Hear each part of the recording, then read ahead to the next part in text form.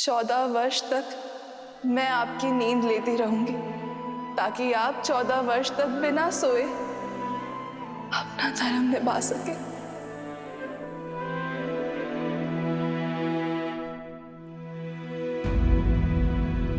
किंतु जो इतने वर्षों से नहीं जागी हैं, वो अभी जागेंगे क्या?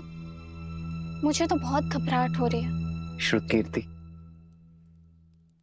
निद्रा 4 प्रकार के होते हैं। परिश्रम, मदिरा, मोह और दुख। परिश्रम से आई निद्रा सूर्य के प्रकाश से खुलती है। मदिरा से ऐसी निद्रा आती है जो चेतना के जागने से खुलती है। मोह की निद्रा ज्ञान प्राप्ति से खुलती है। और दुख से आई निद्रा मृत्यु का कारण बनती है।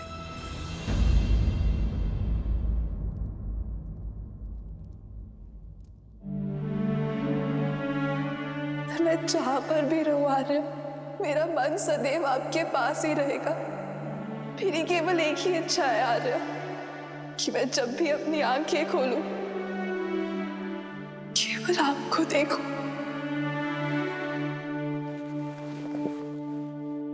उर्मिला, कैसी अभागन हूं मैं।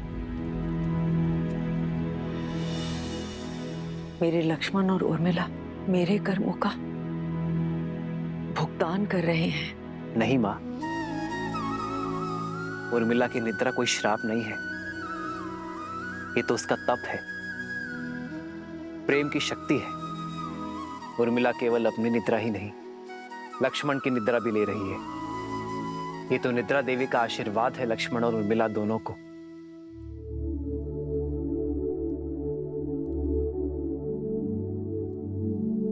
देखिएगा मां, लक्ष्मण के बुलाते ही उर्मिला अपनी निद्रा से जाग जाएगी। उठो उर्मिला, आंखें खोलो, देखो, मैं आया हूं।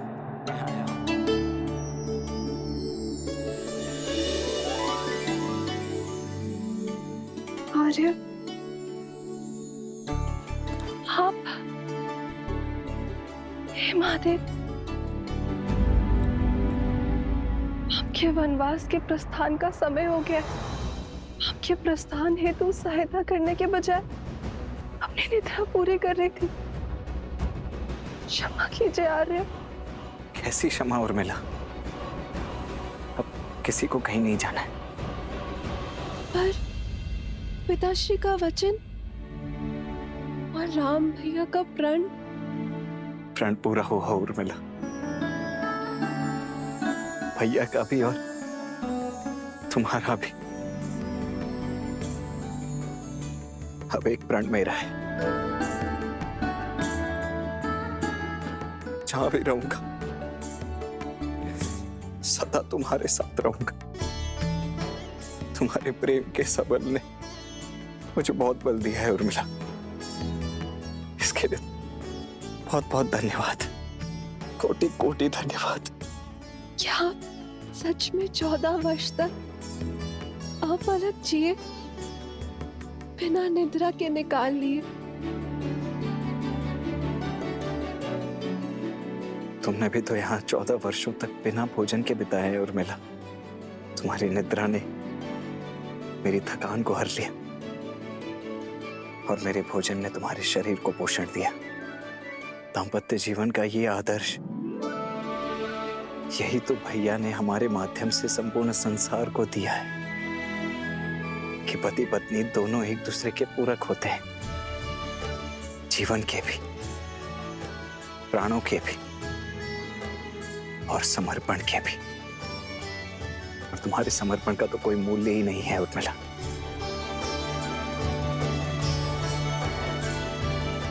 अब चलो, पूरा परिवार, समस्त अयोध्या और विशेषतः भाभी माँ तुमसे मिलने के लिए अत्यंत व्याकुल है।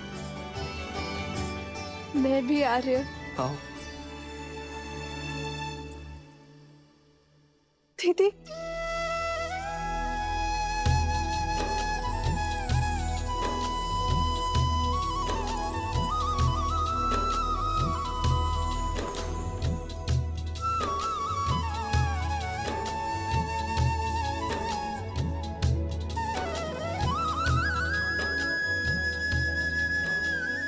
बचपन से लेकर आज तक मेरे हर निर्णय, हर कार्य में साथ दिया है तुमने। और आप मेरे और मेरे पति के लिए, इस रघुवंश के लिए लक्ष्मण भैया को हमारे साथ भेजा। एकांत का दंश भी झेल लिया तुमने।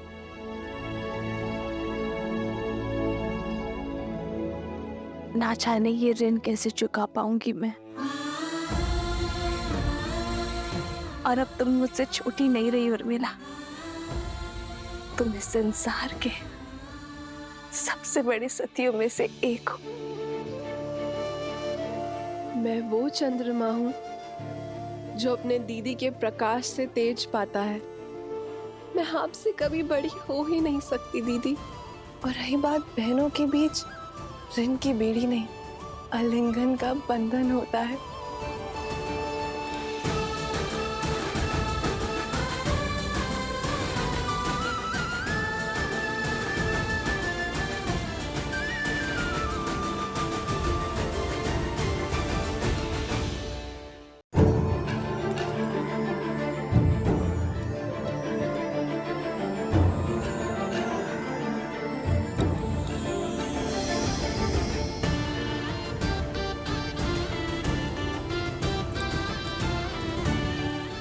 बहुत प्यारा लग रहा है।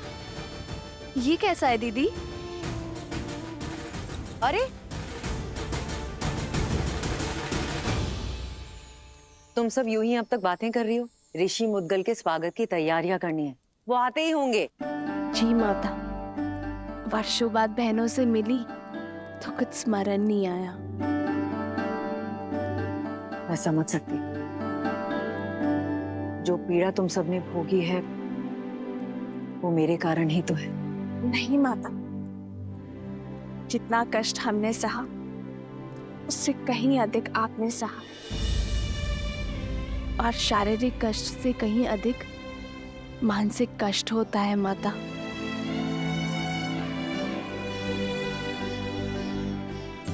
धन्यवाद मेरी पुत्री, किंतु अब कष्ट के और पीड़ा के दिन समाप्त हुए। प्रसन्नता से ऋषि मुद्गल का स्वागत करते हैं, उनसे उपदेश लेते हैं। जो कष्ट और पीड़ा मेरे पुत्रों ने भोगी, वो मेरे पोतों को ना भोगनी पड़े।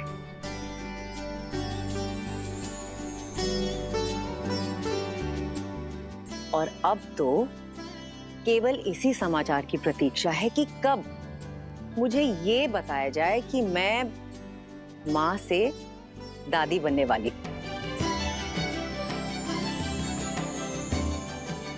अरे तुम सब यूं ही शर्माती रहोगी या चलोगी मेरे साथ? शीघ्र चलो और गुरुजी का आशीर्वाद लो। जी। अयोध्या और श्री राम के जीवन से दुख का हर मेघ छट गया। अब सब शुभ ही होगा। इतनी शीघ्र भूल गए पुत्र? धूप छांव दिन रात की भांति ही, अच्छाई और बुराई भी सदा साथ ही रहते हैं। दीपक की आवश्यकता तो वहीं होती है जहां अंधकार होता है और लोग जलते हुए दीपक के प्रकाश में उसके नीचे पसरे हुए अंधकार को देखना भूल जाते हैं। जब सामने सब उचित प्रतीत हो रहा होता है, तभी पीछे से बुराई अपने पंख फैला रही होती है। अर्थात दुख की धूप हो या सुख की छांव, सदा सतर्क रहो। हाँ पुत्र, जब भी हम जीवन में कोई शुभ या मंगलमय कार्य करें, तब हमें अतिरिक्त सावधानी और सतर्कता बरतनी चाहिए। सत्य और धर्म की क्षमता पर विश्वास रखते हुए अपने तन मन को और अधिक दृढ़ करना चाहिए। प्रिय गणेश, वो देखो, श्री राम उसी योजना का शंखनाद कर रहे हैं। राम राज्य की स्थापना का आरंभ कर रहे हैं। नर रूप में नारायण को प्रत्येक समस्या का सामना करना होगा, हर कठिनाई का हल खोजना होगा, राम राज्य की स्थापना करनी होगी। ऋषिवर, मैं जानता हूं आप सबके मन में क्या चल रहा है, किंतु जो होना है वो अवश्य होगा। 2 दिन बाद शुभ मुहूर्त है और ये राज्याभिषेक के लिए सबसे शुभ है। श्री राम भगवान सूर्य के आशीर्वाद से सूर्यवंश के अगले सिरमौर आप ही होंगे। आपने वन भ्रमण के समय जो ज्ञान और अंतर्दृष्टि अर्जित की है, उसको अपने साम्राज्य में उपयोग करने का समय आ गया है। दया, दंड और दर्शन, इसको अपना शस्त्र बनाइए। श्री राम आपके मार्गदर्शन से जगत कल्याण की ओर अग्रसर होगा। सभी आशान्वित हैं कि आप एक आदर्श स्वराज की स्थापना करेंगे और संसार के लिए शुभता का मार्ग प्रशस्त करेंगे।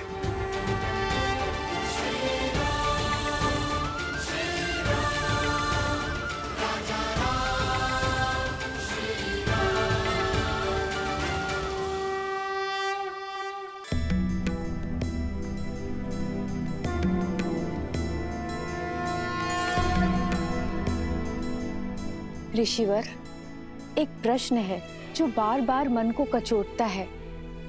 क्या उसका उत्तर मिल पाएगा? पूछिए राजमाता। ऋषिवर, एक संतान माता या पिता का पाप या पुण्य भोगती है, तो मुझसे ऐसा कौन सा पाप हो गया कि मेरे पुत्र और पुत्रवधू को वन की पीड़ाएं भोगनी पड़ी? माता, जिनके कर्म और जीवन चक्र अंतिम पड़ाव पर होते हैं, अर्थात जो अपना अंतिम जीवन जी रहे होते हैं, उन्हें अकारण भी कष्टों का भागी बनना पड़ता है और जीवन की यह अंतिम परीक्षा देनी पड़ती है। अर्थात मेरे पुत्रों के पुत्रों को भी ये असहनीय कष्ट भोगने पड़ेंगे। माते, संसार के हर प्राणी का भाग्य सूर्य देव की पुत्री माता छठी के हाथों लिखा जाता है। इसलिए नवजात शिशु की कुंडली 6 दिवस के बाद बनाई जाती है। आप तो साक्षात सूर्य देव के वंशज हैं, सूर्यवंशी हैं। यदि आपकी पुत्र वधुएं आपके पूर्वज सूर्य और उनकी पुत्री छठी माता की आराधना करें, तो भविष्य में उनकी होने वाली संतानों के भाग्य में सुख और समृद्धि आना अटल है। छठी माता की कृपा से शीघ्र ही इस राजमहल में पालना भी बंधेगा और किलकारियां भी गूंजेंगी।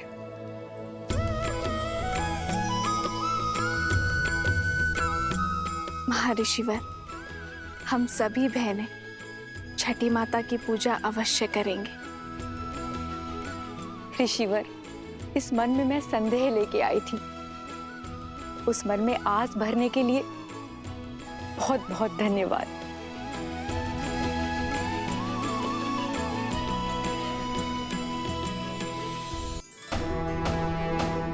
सुनो सुनो सुनो, 2 दिन के बाद हमारे श्री राम का राज्याभिषेक शुभ घड़ी में होने वाला है। सारी प्रजा को निमंत्रण है कि इस पावन अवसर पर उपस्थित रहें। सुनो सुनो सुनो। पूरा नगर पलके बिछाए आपका इंतजार कर रहा है। सभी के मुख पर आपका इनाम, आप ही के द्वारा स्थापित होने वाले सुराज्य की बात है। और महर्षि मुग्दल ने भी तो यही कहा कि इस समस्त राष्ट्र में सुराज्य आप ही स्थापित करेंगे। किंतु ये सुराज्य है क्या? माना कि वानर हूं, लेकिन किष्किंधा का राजा भी तो हूं। कल उठ के ये सारा भार अंगद को ही तो संभालना है मेरे बाद। जानना चाहता कि सुराज्य है क्या? अर्थ बताइए प्रभु। हाँ प्रभु, अर्थ बताइए।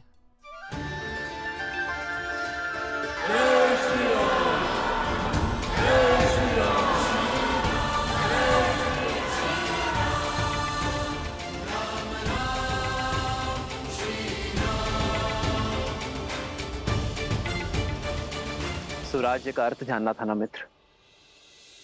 सुख, समृद्धि, रक्षण और न्याय, ये सुराज्य के लिए आवश्यक है। सुराज्य का अर्थ आपके सामने है मित्र।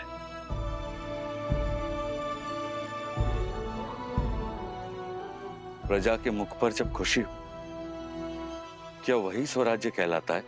जब राजा को देख प्रजा के मुख पर प्रसन्नता हो, वो सामान्य राज्य है। प्रजा के चेहरे पर जो स्मित है, वो एक सुखद बदलाव और समृद्ध भविष्य की अपेक्षा है। प्रजा को आशा होती है कि राजा उनके दुख सुनेगा, उनकी पीड़ा हरेगा। पर सुराज्य वो जब प्रजा को देख राजा के मुख पर प्रसन्नता हो, राजा को संतुष्टि हो कि वो अपनी प्रजा की अपेक्षाओं को पूर्ण कर पाया है। जब राजा को यह विश्वास हो कि वो अपनी प्रजा के जीवन में बदलाव लाने में सक्षम है, वो है सुराज्य। प्रजा को देख एक राजा तब मुस्कुराता है जब वो जानता है कि ना राजा के मन में कोई प्रश्न है, ना ग्लानि है, ना पीड़ा है, और ना ही उसके प्रजा के मन में। आज मेरी प्रजा के मुख पर स्मित है। मैं अपनी प्रजा की अपेक्षाओं को पूर्ण कर सुराज्य को अवध में लाना चाहता हूं मित्र। और जब यह क्षण आएगा, तब मेरे मुख पर स्मित होगा। आओ मित्र।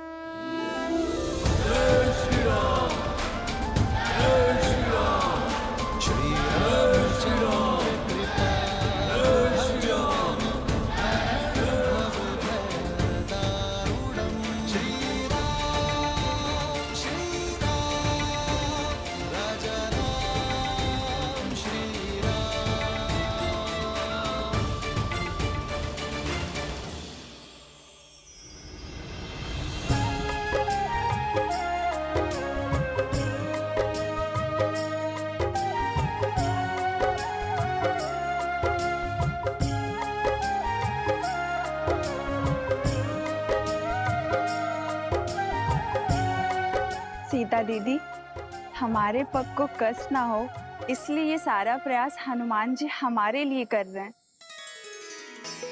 किंतु हमें ये सब भा नहीं रहा। हनुमान केवल हमारे लिए नहीं कर रहा है श्रुतकीर्ति, हमारे पीछे हमारी प्रजा की स्त्रियां भी हैं। उन्हें कष्ट ना हो, ये उसका उद्देश्य है। हाँ दीदी, पर ये सब केवल हमारे कारण ही हो रहा है ना? हाँ, ये आरंभ है और इसे रोज का नियम बनाना होगा। प्रातः की शुरुआत कहीं ना कहीं से तो होगी ना।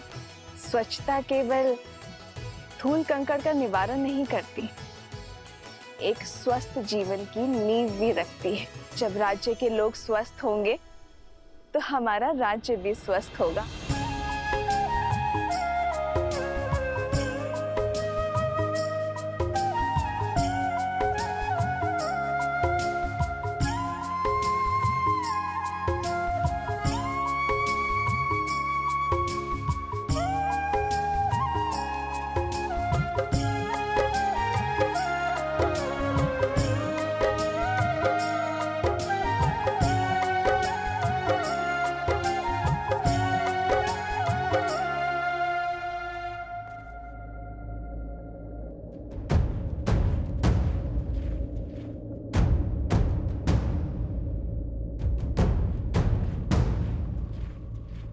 जिस दिन का स्वप्न मैं वर्षों से देख रहा था, वो दिन भव्य और गरिमापूर्ण होगा।